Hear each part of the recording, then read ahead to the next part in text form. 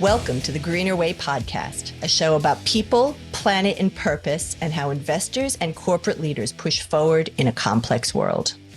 Joining us today is Maria Meinert, Director of Sustainability at Cochlear. Maria is an experienced sustainability professional and part of FS Sustainability's inaugural ESG Power50 list, representing one of the 50 most influential sustainability professionals at ASX-listed companies. Maria is joining us today to talk about sustainability considerations at a leading MedTech company and Cochlear's evolving approach to integrated sustainability and financial disclosures. Maria, thank you so much for joining us on the Greener Way. Hi, Rachel. Thank you so much for having me on the podcast. I'm delighted to be here. Absolute pleasure. Can you please introduce yourself in a little bit more detail and talk about your role at Cochlear? Yes, of course. I'm very happy to be here and to share my experiences in the world of sustainability, right? So my journey in this field began over 20 years ago with my passion for creating a more sustainable and responsible future. I have started my career in sustainability at PwC in Brazil in a time when the topic was very, very rarely discussed in a business environment. So it was more something discussed by activists and barely mentioned by company, mostly when something went wrong, actually. And so over the years, I have had the privilege of working in different sectors within the sustainability domain. Working with different sectors is interesting because one can clearly understand actually how different sustainability priorities are. So depending on the sector. So for example, let's say oil and gas, huge environmental and safety impacts. Paper, environmental and community impact, need to engage with communities in a regular basis. Banks. So banks. I remember one meeting with the executive team of a major bank in Brazil when we are discussing which were their material topics. So they had clarity about like providing access to banks to low income customers, responsible marketing and others. But when it came to the environmental impacts, and look, this was about 15 years ago or so. And at that time, they firmly affirmed and they really believed that banks didn't have an environmental impact. Like the only impact was about the use of paper or so. Yeah. And so this led to a huge discussion. And now we all know how the extension of the environmental impacts of a financial institution and when financing infrastructures, projects and so on. So back to my experience. During a long time, I worked as a sustainability consulting, helping companies understand their sustainability issues, engage with the stakeholders, develop a strategy and defining their sustainability reporting process. And I am a fan of a sustainability reporting process. So I strongly believe that the sustainability report, when it's used as a process and not as a checklist, and let's highlight this, it's a key element to drive change in companies. It's really impressive. Then I had the privilege to be instructor of one of the first certified training programs from the GRI, the Global Reporting Initiative. And the GRI recommends a process to help companies define their focus and manage sustainability metric in a structured way. So again, it's not a checklist. I think, Maria, you might be the very first guest on the Greener Way to out herself as a fan of sustainability reporting. I know. Well, that's a reason for that, right? How did you bring this to Cochlear then? The fact that, obviously this experience with the GRI, which has a really, for our audience, the GRI has a really expansive stakeholder focus. It's not just a financial reporting framework, but it's something where you're supposed to use it to report to, people in your community, your consumers and clients, your employees as well. How did you integrate all of that and then bring it to a MedTech company like Cochlear? Yeah, exactly. And so I guess the foundational step for a sustainability report is the materiality assessment, right? Mm-hmm. And so Mm-hmm. assessing what are the most relevant topics in terms of sustainability and how understanding actually them. Né? Mm-hmm. And look, this is the first time that I am working in the medtech sector, and it's Mm-hmm. still a lot of learning for me. But like in general, a medtech companies in general, actually, they are focused on the health benefit that they bring. And this Mm. is reached through massive investment in research and innovation. Mm-hmm. That's the positive impact that really matters for this kind of company. So when I started at Cochlear, we conducted a materiality assessment, and that Mm-hmm. really helped me better understand the industry and the positive impact and where we should focus as well. Mm-hmm. The outcomes of the process were largely in line with my expectations, yet not less interesting. So, Mm-hmm. without a doubt, the most substantial impacts lies in the social dimension. There's Mm. no doubt about it. And at Cochlear, it reflects the focus we have on creating positive social impact at individual and society levels. So, our material sustainability topics also reflect our strategic priorities, which is amazing from a sustainability point of view, right? Mm-hmm. Because it's natural. Naturally, it's already aligned. So this is Mm-hmm. a great benefit. And for a sustainability professional, this is like a dream. So It's always nice when yes, you're pushing on an open door, right? exactly. Yeah. How about from a risk perspective? What are some of the key sustainability risks? Obviously a med tech company isn't, using your early examples, it's not a mining or extraction company. It's not a bank, but it obviously has a supply chain of its own and it has, manufacturing impacts as well. Yeah. So one of our main positive impact is helping people here, and that Mm-hmm. also brings educational savings and productivity gains at a society level. So it's really a great focus and a great opportunity for the business. Mm. It's also about investing in hearing science and technology, Mm-hmm. massive investment in research and development to deliver Mm-hmm. quality and reliability to Mm-hmm. recipients, of course.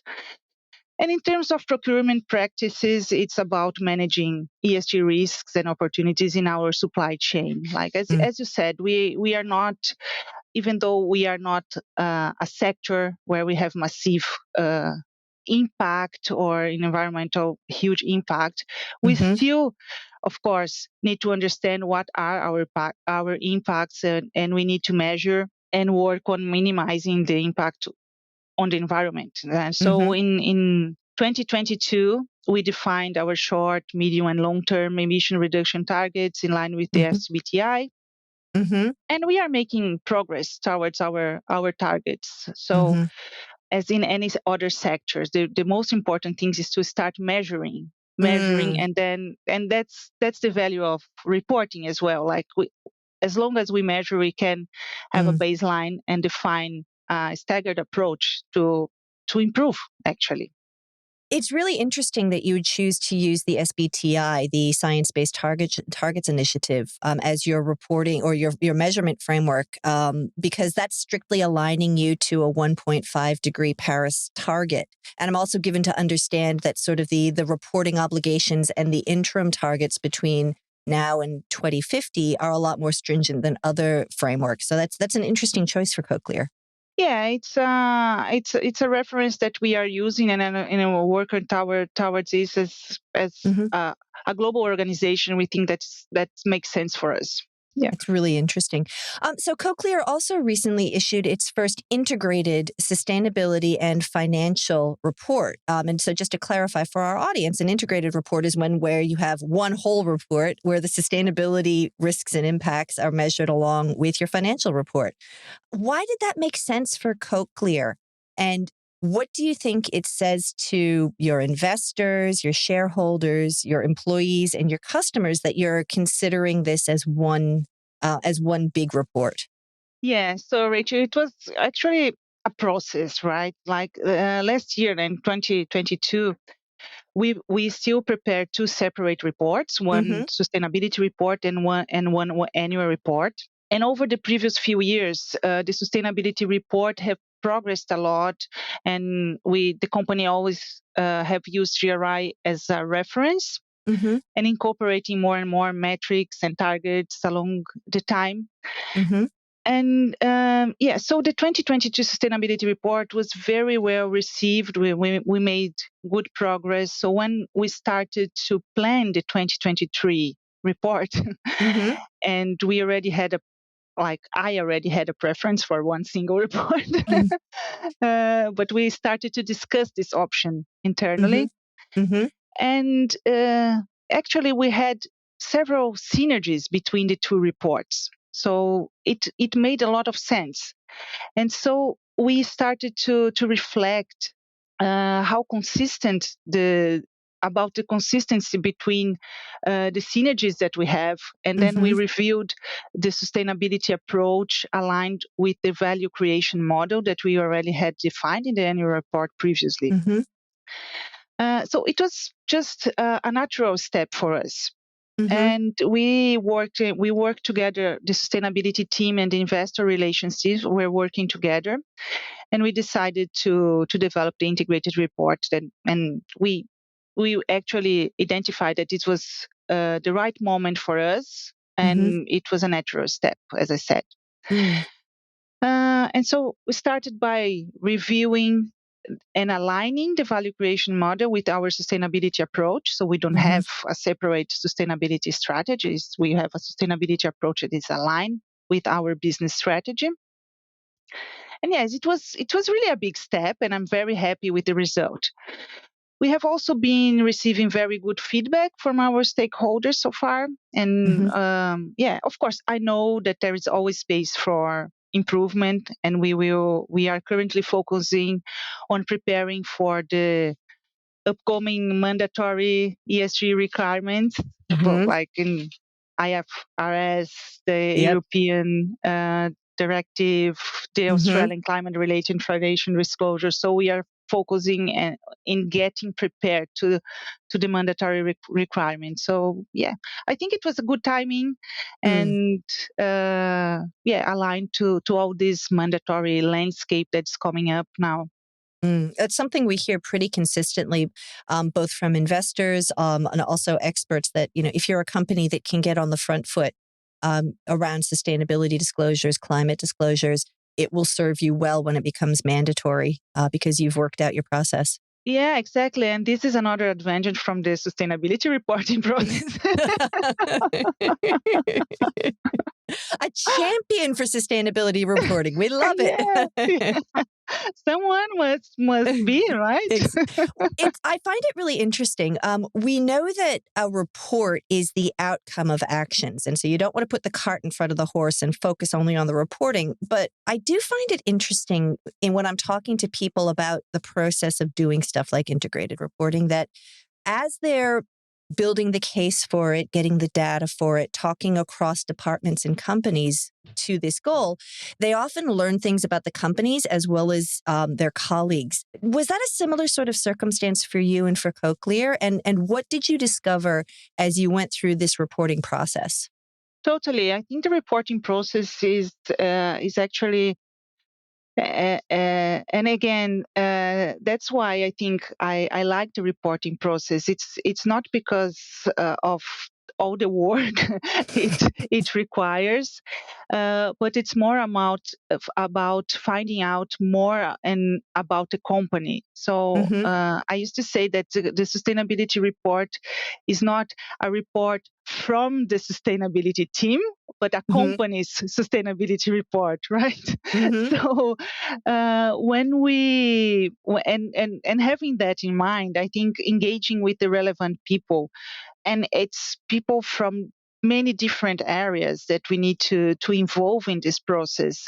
And many times this is the people that gets involved in this process is not the people that maybe we are expecting at the beginning of the process. So it's more and more people that are involved, and then finding out more about actions that we have, for example, about diversity in different countries, because we are a global company based in Australia, but we have a huge operation in the US, for example, and many a fantastic team over there with different actions. Even the sustainability, there are some sustainability champions in different regions, and finding out about their actions that not always we know at a global level and in a company, right? So it's very interesting, and I think it's always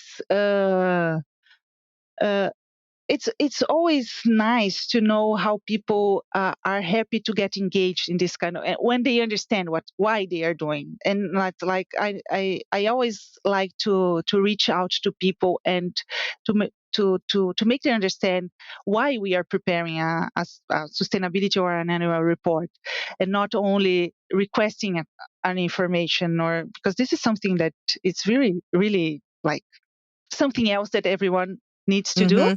But when they know why this is happening, so it makes a lot of more sense. Excellent. Well, I want to come back to that issue of sustainability champions. But first, I just wanted to go into one aspect of this year's report that caught my eye when I was reading it. The launch of your Responsible Supply Chain Action Plan. Can you walk me through what that action plan is, and how does it work to reduce risk in the supply chain? You just referenced the fact that you are an Australian-based global company. I'm sure you've been through this, you're going through the same considerations of supply chain risk and opportunity that many other companies are. But so what is your plan at Cochlear when it comes to responsible supply chain? Yeah, so this is another opportunity that we have of engaging with different areas, with a different area and different areas of the company, actually. So last year, we established a cross-functional working group to discuss ESG matters related to our supply chain, right? And the objective of the working group is to manage opportunities for improvement in the processes that we already have, to address emerging trends, more and more requirements from the supply chain perspective. So, and also monitor our progress. So, the Responsible Supply Chain Action Plan is one of the outcomes of this working group. It includes actions aiming to drive improvement across the supply chain, and we define a focus in human rights, labor practices, corporate governance, safety, and environment. So we are looking at ways to improve also the modern slavery statement. And again, it's like a reporting kind of a framework, the modern slavery statement, the structure is helping us to understand where we should focus. And this is really helpful when we have this opportunity to learn with something that we need to know, so and improve, right? So making the best use of it. And after reviewing the modern slavery statement and investigating where we could improve, we realized that we already had a lot of actions in place that were not reflected in the modern slavery statement. So we are working in this and in these actions and processes, and to have a better structure and demonstrate that for the external stakeholders as well. Excellent. Okay. Well, look, we'd love to have you on next year to sort of see how this action plan is rolling out. So let's put a button for having a follow-up conversation then. Yeah, of course. And then finally, I wanted to end on this question, Maria. How do you embed a sustainability strategy so it doesn't just belong to one sustainability champion? You referenced the fact that, through this process, you've gotten to know some of your other champions in Cochlear and in other markets. But so how do you deepen and widen, the ownership of sustainability? Yeah. So, Rachel, this is such an important question, and there's no secret and no recipe for that. It requires a lot of work. Always. Yeah. But for me, to embed sustainability strategy, it's important not to have a separate sustainability strategy. As I said before, let me try to explain. It is more about understanding the business strategy and making the connections to the sustainability perspective, keeping up to date with trends and requirements that the external landscape is always changing. If we are working with sustainability, we know that it's like crazy. So it's about using the sustainability lens to look at the business and to identify risks and opportunities with an open mind. Because it's also, it's important to have an open mind and to be a good listener, to talk to people across the business and to have this, that's it. That's what, now I understand. Sounds like being a podcast host to a certain extent. Yeah. So about defining priorities, partnering with the areas, engaging, embedding sustainability across the business is about facilitating a process more than owning it. So it's more to act as a facilitator and providing some guidance and questioning, making questions, making different questions. Definitely sounds like being a podcast host. So, Maria, I just want to thank you so much for joining us today and sharing your experience. Maria Meinert, Director of Sustainability at Cochlear and fan of sustainability reporting. Thank you for your time. Thank you so much, Rachel. It's a pleasure. Thanks for listening to the Greener Way podcast. If you liked today's show, remember to rate and review us on your podcast platform and make sure you're subscribed so you don't miss an episode. Any feedback? Contact us on podcast@fssustainability.com.au. I'm Rachel Allen-Backus. The Greener Way podcast is a product of FS Sustainability, a show about people, the planet, and investing in our collective future. All information in this podcast is for education and entertainment purposes only. The Greener Way podcast gives listeners access to information and educational content provided by discussing numerous financial sustainable options and our featured guests. It is not intended as a substitute for professional, legal, or tax advice. The hosts of The Greener Way are not financial professionals and are not aware of your personal financial circumstances. FS Sustainability operates under an Australian Financial Service License and the exemption made available under the Corporations Act 2001 in respect to any information or advice given. Before making any financial decisions, you should read the product disclosure statement and, if necessary, consult a licensed financial professional. For more information, head to the disclaimer page on the FS Sustainability website, fssustainability.com.au.